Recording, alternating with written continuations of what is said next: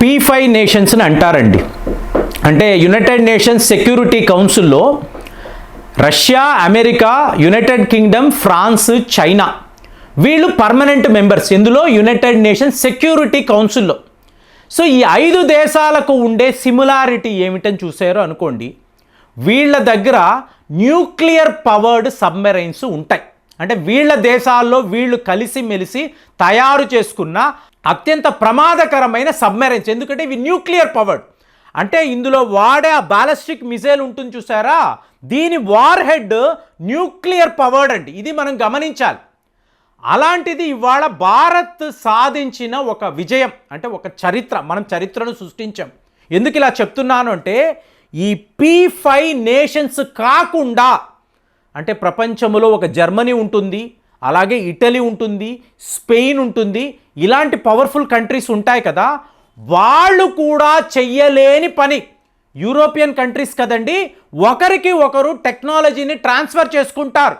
అంటే ఫ్రాన్స్కు సంబంధించిన శాస్త్రవేత్తలు జర్మనీ వస్తారు, జర్మనీకి సంబంధించిన మీకు సైంటిస్టులు ఫ్రాన్స్కు వెళతారు, కలిసిమెలిసి కొత్త రకమైన ఆయుధాలు తయారు చేస్తారు. అలాంటి ఒక కోఆపరేషన్ వాళ్ళ మధ్య ఉంటుంది. మరి భారతదేశము అంటారా, మనం ఇవాళ వరకు కూడా ఫారిన్ కంట్రీస్ మీదే ఈ ఆయుధాల కోసం ఆధారపడుతున్నాం. ఏ ప్రయత్నాలు ఎప్పుడు మనము చేయలేకపోయాం. కానీ ఈరోజు గ్లోబల్ టైమ్స్లో మీరు ఆర్టికల్స్, గ్లోబల్ టైమ్స్ అంటే ఏంటండి, చైనా యొక్క మౌత్ పీస్, వాళ్ళు భారత్ చాలా చాలా బాధ్యతతో వ్యవహరించాలి. ఇలాగ డైరెక్ట్గా మీరు న్యూక్లియర్ పవర్డ్ బాలిస్టిక్ సబ్మెరైన్స్ను తయారు చేయడం ఏంటి, ఇది మంచిది కాదు కదా, మీరు మా చైనాకు ప్రమాదముగా మారారు. ఎక్కడ గ్లోబల్ టైమ్స్లో. అంటే గత 40 ఏళ్ళు 30 ఏళ్ల నుంచి ఎన్నో పరిశోధనలు చేసి మేము ballistic missiles powered submarines, nuclear ballistic missiles submarines అని అంటారు. అలాంటి సబ్మెరైన్స్ తయారు చేస్తే గత 10 ఏళ్లలో మీరు ఎలాగా, అంటే ఇది రెండవదండి. INS అరిహంత్. అంటే INS అరిహంత్ అంటే భారత్ యొక్క న్యూక్లియర్ పవర్డ్ బాలిస్టిక్ మిజైల్ కలిగిన సబ్మెరైన్. సో దీని క్లాసులో నిన్నటికి నిన్న మరొక ఆయుధం INS అరిగాత్, నవంబర్ 19, 2017 నిర్మలా సీతారామన్ గారు విశాఖపట్నంలో షిప్ బిల్డింగ్ సెంటర్ని అంటారు, ఇక్కడ దీనిని ఇనాగ్రేట్ చేశారండి. 2017 అన్నాము, 2024లో భారత్కు సంబంధించిన nuclear powered ballistic missile submarine మనము రెడీ చేసేసాం. ఒక సబ్మెరైన్ని చైనా వైపు అనండి, ఇంకొక సబ్మెరైన్ని మీరు పాకిస్తాన్ వైపు, అంటే అరేబియా సీ వైపు, అలాగే Indian Ocean region, bay of బెంగాల్లో ఎక్కడైనా మీరు మోహరించవచ్చు. ఏంటండి ఇందులో ప్రత్యేకత, అంత గొప్పతనము ఏమిటి అంటే, ఇప్పుడు ఇక్కడ లడాక్ అండి, లడాక్లో సడన్గా భారత్కి చైనా మధ్య ఒక యుద్ధము వచ్చింది. ఆల్రెడీ జరిగింది కదా, సో జరగదు కదా అని అనుకోకూడదు. లేదా అరుణాచల్ ప్రదేశ్లో ఈ తావాంగ్ వ్యాలీ దగ్గర ఒక యుద్ధము వచ్చింది, మనం ఇక్కడ గాల్వాన్ వ్యాలీలో చూసాం. సరిగ్గా అలాంటి ఒక సిచ్యువేషన్ మీకు ఇండియన్ ఆర్మీకి పీపుల్స్ లిబరేషన్ ఆర్మీ మధ్య ఒక పోరు, చాలా భయంకరమైన పోరు. ఈ టైంలో ఇండియన్ నేవీ సైలెంట్గా INS అరిహంత్, INS అరిగాత్, ఈ 2 న్యూక్లియర్ పవర్డ్ బాలిస్టిక్ మిజైల్ కలిగిన సబ్మెరైన్స్ని సైలెంట్గా మనము సౌత్ చైనా సీ వైపు పంపించాం. అంటే ఇందులో K-15, K అంటే కలాం అండి, అబ్దుల్ కలాం గారు, ఆయన పేరు మీద మనం K-15 అనబడే మిజైళ్ళు తయారు చేస్తున్నాము. ఈ సబ్మెరైన్స్లో మనము ఆల్రెడీ డిప్లాయ్ చేసి ఉన్నాం. సైలెంట్గా ఇవి వెళ్ళాయి, సౌత్ చైనా సీ దాకా కూడా వెళ్ళాయి. ఏమండి వాళ్ళ రేడార్లు ఉంటాయి కదా, అవి పసిగట్టగలవా అంటే న్యూక్లియర్ పవర్డ్ సబ్మెరైన్స్ను పసిగట్టడము 99% ఇంపాసిబుల్ అండి. సైలెంట్గా వెళతాయి, వెళ్ళి అక్కడ చైనా వద్ద ఉండే ఈ ఎయిర్ క్రాఫ్ట్ క్యారియర్స్ ఉంటాయి చూసారా, వాటి మీద దాడి, డైరెక్ట్ అటాక్స్ చేసేసి మీకు ఇవి వెనక్కి వచ్చేస్తాయి. ఎవరికి ఏమీ తెలియదు, శత్రువులు ఎక్కడా కూడా పసిగట్టలేరు, ఇంతపాటి ఇండికేషన్ కూడా వాళ్లకు ఉండదు. ఆ పని మనం చెయ్యగలం. సో మిత్రులు, ఎంతోమంది అడిగే ప్రశ్న, ఈ ప్రాజెక్ట్ 77 అంటారు కదండి, దీనినే ప్రాజెక్ట్ 75 ఆల్ఫా అని అంటారు. ఈ ప్రాజెక్ట్ ఎందుకండి, ఏంటండి ఈ ప్రాజెక్ట్ అంటే, భారత్ ఫ్రాన్స్ మధ్య ఇలాగ న్యూక్లియర్ పవర్డ్ సబ్మెరైన్స్ తయారు చేయాలి. ఒక 6 దాకా కూడా మనము తయారు చేయాలి. 1,20,000 కోట్ల రూపాయలు దీనికోసం మనకు బడ్జెట్ ఉంది. ఎందుకు? ఇప్పుడు ఈ రెండు మనమే తయారు చేసుకున్నాము కదా, టోటల్గా ఇండియన్ టెక్నాలజీ కదా. రష్యా వాళ్ళు కొద్దో గొప్ప మనకు సహాయం చేశారు.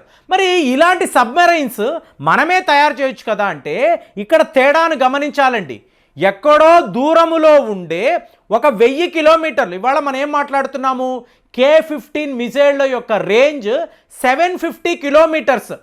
750 కిలోమీటర్స్ దూరంలో నుంచి చైనా వాడి ఎయిర్ క్రాఫ్ట్ కేరియర్ యుద్ధ నౌకను మనము దాడి చేసి డెస్ట్రాయ్ చేయగలం.